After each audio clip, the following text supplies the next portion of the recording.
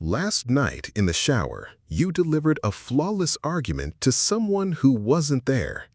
Perfect words, every point landed. You won. Then you stepped out, dried off, and felt worse than before you started. Most people assume these imaginary conversations are preparation, but almost none of them will ever happen, and part of you knows it. So what is your mind actually rehearsing for? The habit begins with how thinking itself developed. The psychologist Lev Vygotsky argued that inner speech is not private by origin. Children first think out loud, in dialogue with parents and other people. Over time, that external conversation folds inward and becomes the voice in your head, which means your thoughts never stopped being social. You think in conversation because thought was built from conversation. The psychologist Charles Fernyhough, who studies inner speech at Durham University, has found that much of it is dialogic. It runs as an exchange between perspectives, not a single monologue. When you rehearse a confrontation, your brain recruits the same social machinery it uses to understand real people. It builds a working model of your boss, your mother, your ex, and lets the scene play. Yet notice which scenes it chooses. You rarely rehearse ordering coffee. The simulator saves its energy for conflict, judgment, and moments where your standing with another person feels at risk. The rehearsal is not random. Something is being protected. The question is what? The habit may not be planning at all. The psychologist Susan Nolen-Hoeksema spent her career studying rumination, the kind of repetitive thought that circles a problem without moving toward a solution. Her research found a consistent pattern. Rumination feels like analysis.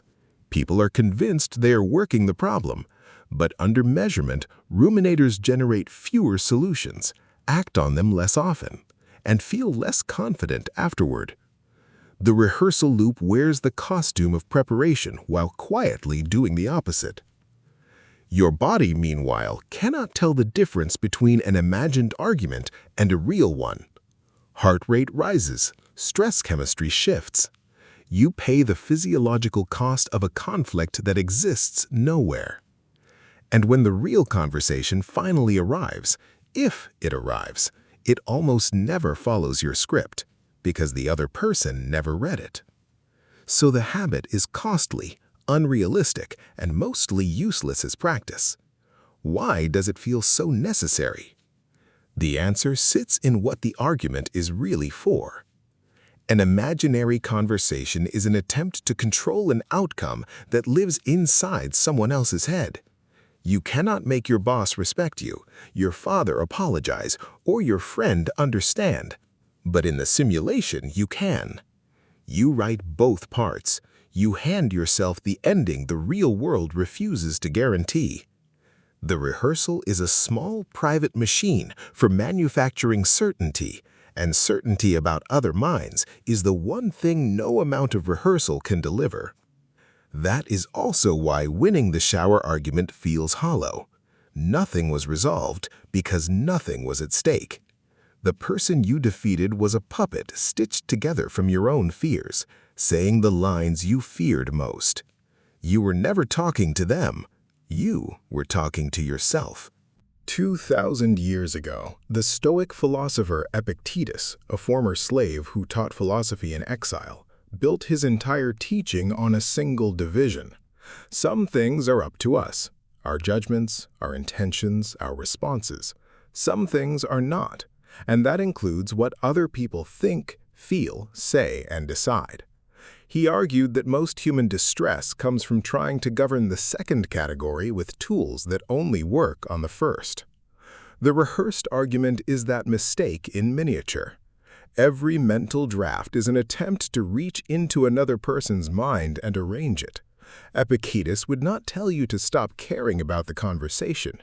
He would tell you to relocate your effort away from controlling their reaction, which was never available to you, and toward clarifying your own position, which always was. There is something quietly revealing in that shift. If the argument in your head keeps repeating, it may be because you have not yet decided what you actually think, only what you want the other person to admit. The loop continues because the real question is still open, not how do I win, but what do I believe and what am I willing to say out loud? A rehearsal can never answer that. Only a decision can. So, the next time you catch the scene starting, try two things. First, name the audience and the verdict. Pause and ask, who is this performance for and what am I trying to get them to admit? Then say the answer in one sentence out loud or on paper. I want my manager to admit the deadline was unfair. I want my sister to admit she hurt me. The moment the hidden verdict is named, the scene usually loses its engine because the need driving it is finally visible instead of running underneath everything. Second, convert the rehearsal into one real sentence. If the conversation should happen, write the single sentence you would actually need to say and decide when you will say it. A scheduled sentence ends the need for 1,000 imaginary ones. If the conversation can never happen because the person is gone or the moment has passed, write the sentence anyway, read it once, and let the scene end on your terms. Vygotsky's insight cuts both ways. Thought that came from dialogue can be settled by dialogue, even dialogue on paper. Tonight, when the shower argument tries to start again, you will recognize it. Not preparation, but a search for certainty in the one place it cannot be found. You can put the script down. The perfect words were never the point. Deciding what you believe was. And that argument, at least, is one you can actually win.